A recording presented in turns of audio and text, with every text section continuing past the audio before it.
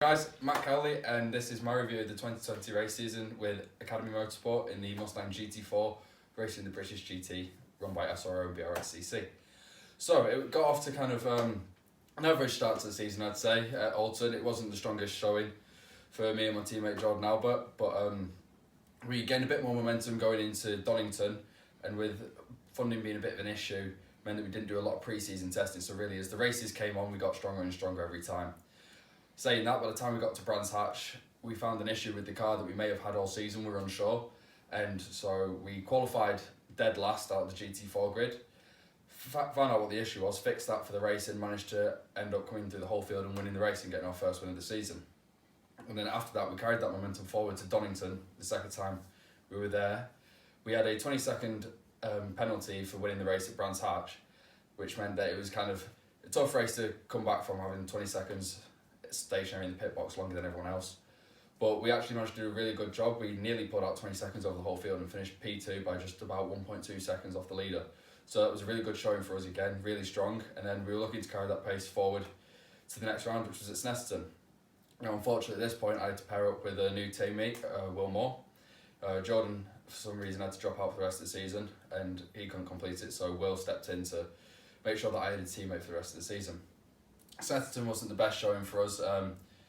Due to the tricky conditions, we did manage to get pole for race 2, which was really good for the Academy Motorsport and us. But unfortunately, we were chasing setup a lot in the heavy rain and cold conditions of the Sunday, which meant that we didn't have the pace to hold the pole position going forward. And then onto the last round at Silverstone.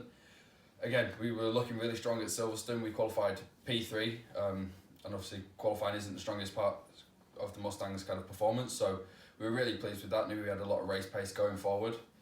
My teammate Will started the race, and he unfortunately got involved in an incident on lap 2, which put us about 3 or 4 laps down. So it was a bit of a tough one to swallow, but we carried on. I got in the car to do my stint, pushed as hard as I could, still managed to get a lap back from the leaders, which was great.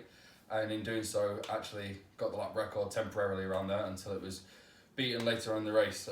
So even with a damaged car, we showed that the car still had a lot of good pace, and that it's a really strong car. And looking on to next season, again, we're aiming to be doing GT4 with Academy in the Mustang again next season. Budget depending, obviously, and that's what we're aiming for.